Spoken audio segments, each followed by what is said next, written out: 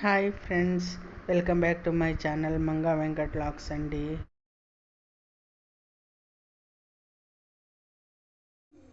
ముందుగా పచ్చడికి కావలసిన పదార్థాలు రెడీ చేసుకుందాము. మెంతులు, ఆవాలు ఎప్పుడు కూడా పచ్చళ్ళకు చేసుకునేటప్పుడు, డ్రై రోస్ట్ చేసుకునేటప్పుడు మెంతులు ఆవాల పిండి వేయించుకోవాలంటే 1 మెంతులు వేసుకుంటే 2 ఆవాలు వేసుకోవాలండి. ఇప్పుడు నేను చూశారు కదా, ఈ గరిటెతోటి 1 మెంతులు వేసాను, దీంతో 2 ఆవాలు వేస్తాను. అయితే ఇవి సగం వేగాక వేయించుకోవాలి.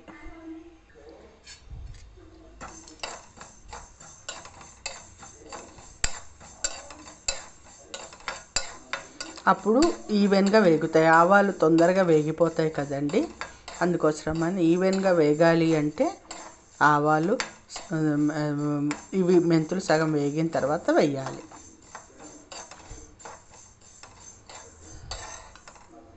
చూసారా, కొద్దిగా రంగు మారుతోంది. ఇప్పుడు చూడండి, మెంతులు వేగుతుంటే ఒక కమ్మటి వాసన వచ్చేస్తుందండి.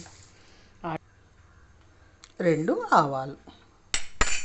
ఎప్పుడెప్పుడు పచ్చడి చేసుకుని తినేద్దామా అన్న ఫీలింగ్ వస్తుంది ఇవి వేగిన వాసన చూస్తూ ఉంటే. చూసారా, చిటపట్లాడుతూ ఉన్నది. అలాగే నేను ఇందులో పాలింగు ముద్ద వేసుకున్నానండి, నూనె కూడా కాచుకున్నాను.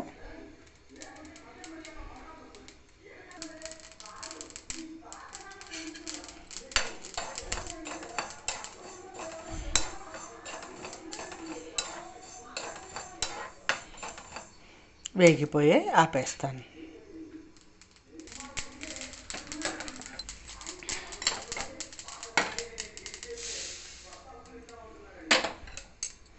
అలాగే నూనె కూడా ఆపేసాను.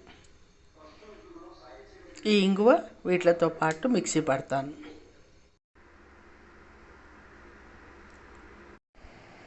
హాయ్ ఫ్రెండ్స్, ఏంటి పండు మిరపకాయలు చూపిస్తోందని అనుకుంటున్నారా?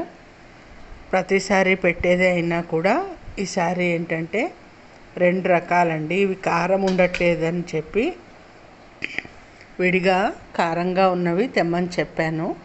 వాళ్ళు అమ్ముతారటండి, కారంగా ఉండేటివి కూడా అమ్ముతారట, 2 రకాలు అమ్ముతారట. అయితే అందుకని ఇవి కారం 1 కిలో, కారం లేని 1 కిలో, కారంవి 1 కిలోన్నర తెచ్చుకున్నాను. ఎంతవరకు కారం ఉంటాయో మనం వాళ్ళని నమ్మడం తప్పితే వాళ్ళ మాటని ఇంకా మనం ఏం చేయలేం కదండి. సో అలాగే నేను 300 గ్రామ్స్ చింతపండు తీసుకున్నాను. సో కలిపి రుబ్బుకుందాము. చేసుకోవాలి, ముక్కలు చేసుకున్న తర్వాత రుబ్బుకుందాము. ఇలా ముక్కలు చేసేసుకున్నానండి. మిరపకాయలన్నింటినీ కూడా, 2 రకాల మిరపకాయలని కూడా ఇలా ముక్కలు చేసేసుకున్నాను. ఇలా ఓ రాళ్ళుప్పు, పసుపు వేసి మిక్సీ పట్టుకోవాలి.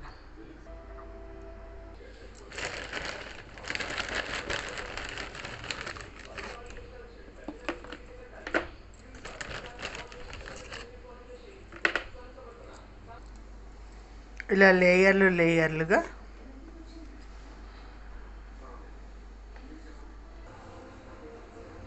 ఇలా నొక్కి పెట్టేశాను. మూత పెట్టేసి 3వ రోజు మళ్ళీ రుబ్బుకోవాలి. చింతపండు నానుతుంది. మొన్న చెప్పాను కదా ఫ్రెండ్స్, 1 కేజీ మామూలు పండు మిరపకాయలు, 1.5 కేజీన్నర కారం మిరపకాయలు తీసుకున్నానని చెప్పాను కదా. రుబ్బేసి చింతపండు లేయర్లుగా పెట్టేసుకున్నాను, నానబెట్టుకున్నాను. ఇప్పుడు రుబ్బుకుందాము. ఇలా మిక్సీలో వేసేసుకొని మెత్తగా రుబ్బేసుకుందాము. రుబ్బేసాను కదండి, చక్కగా రుబ్బేసుకున్నాను. దీన్ని అరగంట శుభ్రంగా కలుపుకోవాలి, ఎందుకంటే చింతపండు మధ్యలో పెట్టాం కాబట్టి ఇదంతా కూడా శుభ్రంగా కలిపేసుకోవాలి.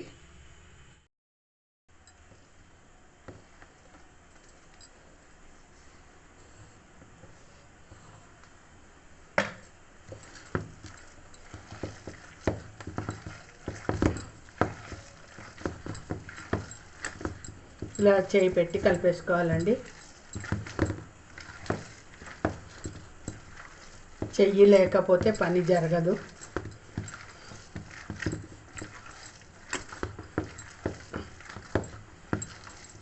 చెప్పాను కదా 2 రకాలు తీసుకున్నానని. చూద్దండి ఇది టేస్ట్ ఇవాళ ఎలా ఉంటుందో. ఎందుకంటే ఫస్ట్ టైం నేను 2 రకాలు దొరుకుతాయి అని చెప్పి తీసుకోవడం. మనం వాళ్ళని నమ్మడం మినహాయించి మనం ఏం చేయలేమనుకోండి. సో కొంచెం కలుపుకుందాం పచ్చడి. నా దగ్గర ఎప్పుడు మెంతిపిండి ఆవపిండి రెడీగా ఉంటుంది.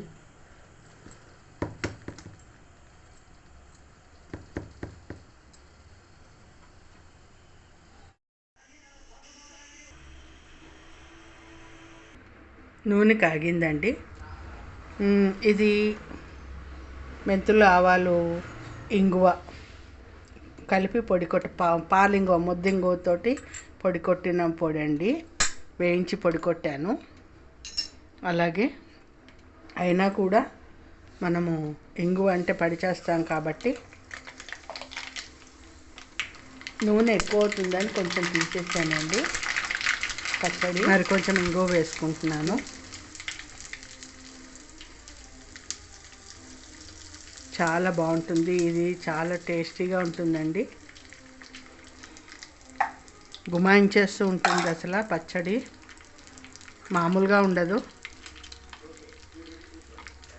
ఇప్పుడు స్టవ్ ఆపేసుకుందాము.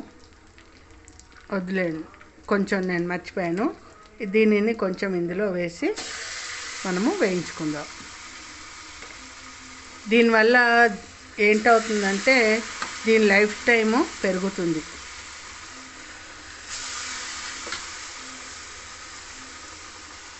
బాగా వేడెక్కిపోయింది, ఆపేస్తున్నాను.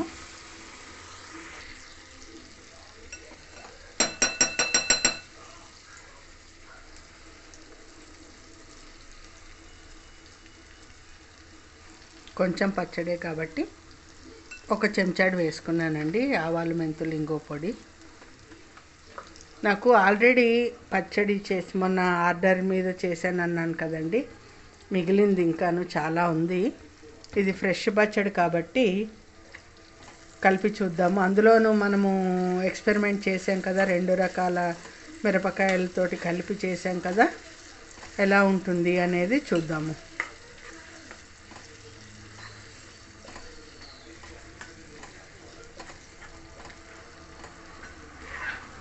కొంచెం చల్లారిన తర్వాత టేస్ట్ చూద్దాం. ఏమండి, ఒక్కటండి, మనము ఉప్పు, నూనె సరిగ్గా వేసుకుంటే ఏ పచ్చడైనా బాగుంటుందండి. అయితే ఈ పండు మిరపకాయకున్న జబ్బు ఏంటంటే బయట పెట్టడానికి లేదండి. మనకు హైదరాబాద్లో దొరికే కాయలతోటి చేసుకున్న పచ్చడి బయట పెట్టడానికి లేదు. అంటే రా మెటీరియల్. ఇప్పుడు ఇలా చేసుకున్నాం కదా, ఇదైతే మనకి ఎన్ని రోజులైనా ఎన్ని నెలలైనా బయట పెట్టుకుంటే ఏమీ పాడవదు. ఇలా నూనెలో ఒకసారి వేయించుకున్నామనుకోండి అస్సలు పాడవదు. అదే కనుక మనము బేసింది బయట పెట్టేసుకున్నామనుకోండి బూజు వచ్చే అవకాశం ఉంటుంది. అందుకని ఫ్రిడ్జ్లో పెట్టేసుకోవాలి. నేను ఈ 4 రోజులు బయటే ఉంచానండి చింతపండు ఊరడానికి. ఫ్రిడ్జ్లో పెట్టేసుకుంటాను నేను.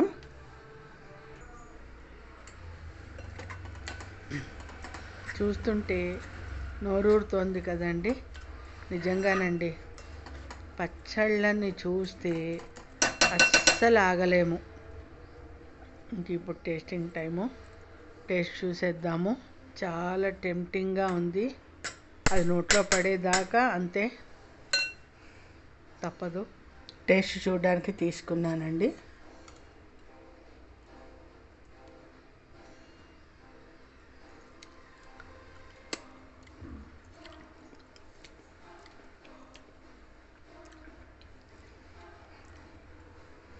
బాగుందండి,